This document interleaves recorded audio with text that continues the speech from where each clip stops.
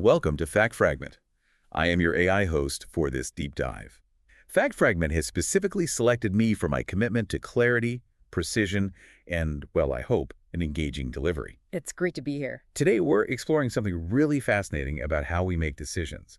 It's about the subtle but really quite powerful influence of how choices are presented to us. That's right. It's this concept called framing. Exactly. And we'll be drawing insights from several key pieces of research to, really understand how this works. We've got some studies that show the effect quite clearly, but also dig into the why behind it, the psychology, and importantly, the real-world impact. Okay, let's dive in then. The basic idea behind framing, well, it relates to something called description invariance. Right.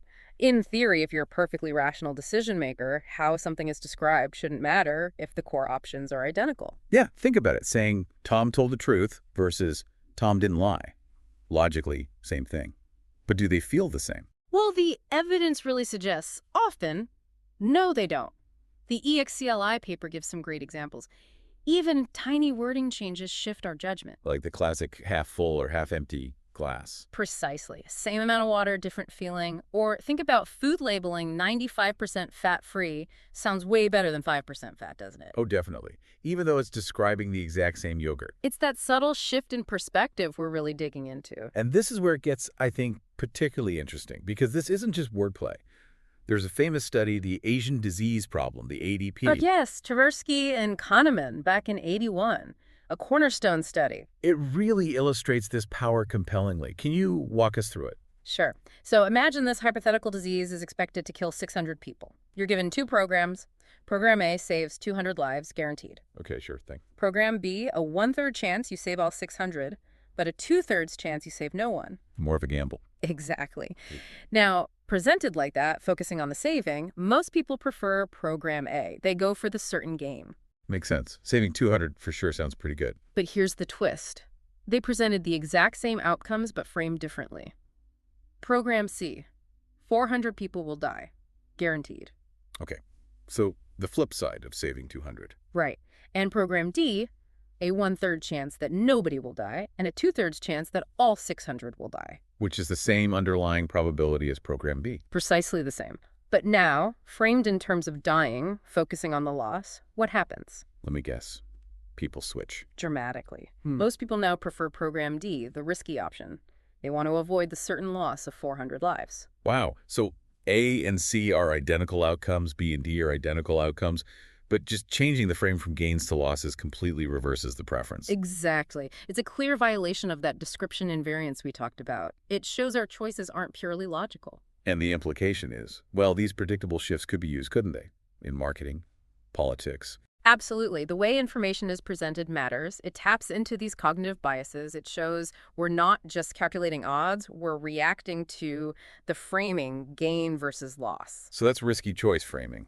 Are there other types? Yeah, briefly, there's attribute framing, like the fat-free yogurt example, focusing on a characteristic, and goal framing, which highlights positive or negative consequences of doing something or not doing it. Okay, so why? Yeah. Why do we do this? Prospect theory seems to be the big explanation, right? It is. Prospect theory, or PT, is central, especially for risky choice framing like the ADP. It has a few core ideas. Go on. First, we evaluate outcomes based on a reference point, maybe our current state, not necessarily absolute zero. Second, we don't process probabilities directly, we use decision weights. Decision weights. So we overweight small probabilities and underweight large ones, maybe. Something like that, yeah. Yeah. The psychological impact isn't perfectly linear with the actual numbers. And then there's the value function. Right. This describes how we feel about gains and losses. Exactly. For gains, it's concave. Think diminishing returns the first $100 feels better than the next $100. This pushes us towards risk aversion, for sure gains, like Program A. Okay. But for losses, it's convex. Losing $100 hurts, but losing $200 hurts more than twice as much, relatively speaking. This pushes us towards risk-seeking to avoid a sure loss, like Program D. And crucially. Crucially, the curve is steeper for losses than for gains. This is loss aversion. Losing $100 feels worse than gaining $100 feels good. So connecting it back to the ADP, the gain frame hits the concave part of the curve, making the sure gain, A, feel better.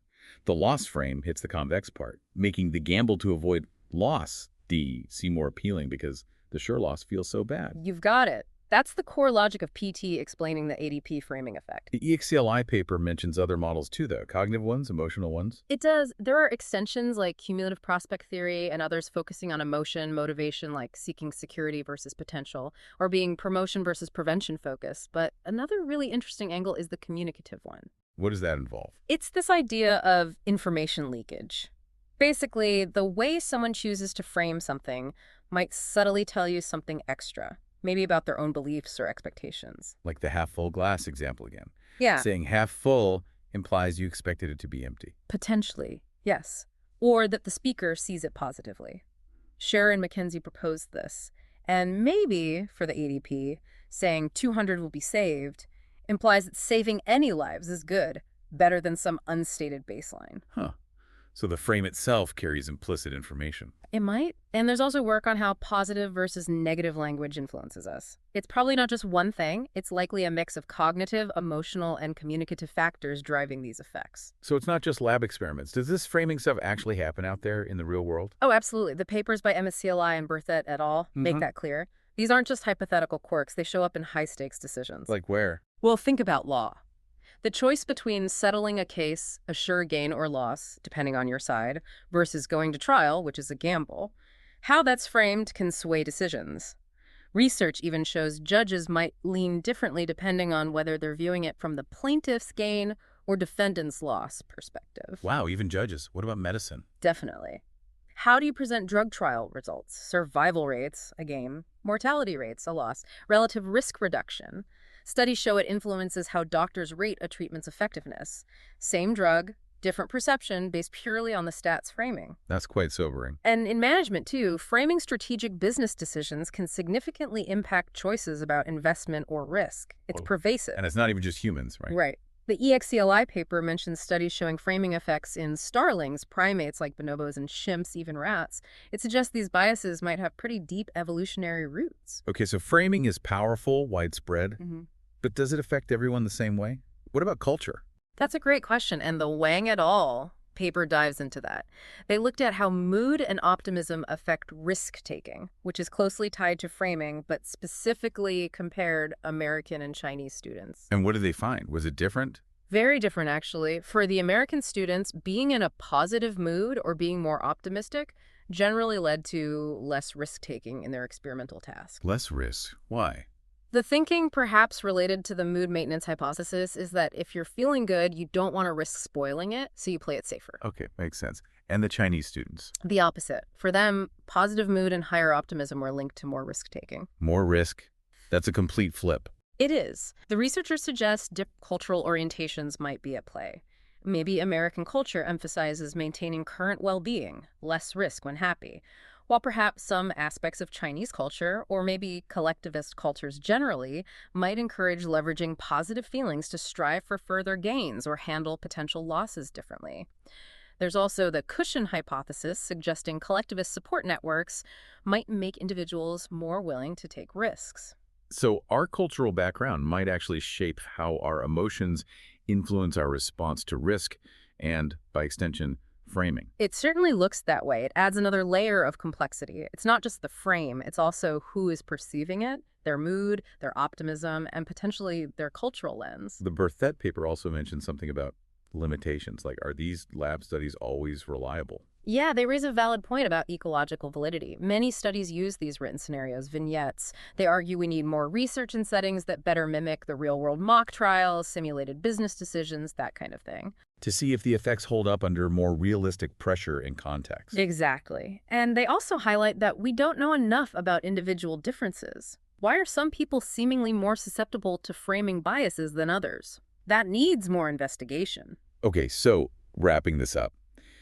The big takeaway seems to be that framing is, well, incredibly powerful. Undeniably. How information is packaged, the words, the emphasis on gain or loss, it genuinely changes how we judge things and what we decide to do, even when the facts underneath are identical. And it's not just a weird quirk. It's predictable. It happens across different situations, different fields. Right, from medicine to management, even across species and influenced by culture. It seems rooted in a complex mix of how our brains calculate, how we feel, and how we interpret communication. So here's something for you, the listener, to think about. That last important decision you had to make. How was the choice presented? Was it about what you could gain or what you might lose? Could that framing have nudged you one way or another, maybe without you even realizing it? What frames might be shaping the news you read, the products you buy, the advice you get every single day? It's definitely food for thought. Absolutely. Just being aware of framing is probably the best defense against its potentially undue influence. Well, thank you for joining me for this deep dive into the fascinating world of framing. My pleasure. If you found this insightful, please do like and subscribe to Fact Fragment. We aim to bring you more concise, clear explorations of important research. And remember, you can request the research papers we discussed via the link on the website. We really appreciate you tuning in. Stay tuned for our next deep dive together.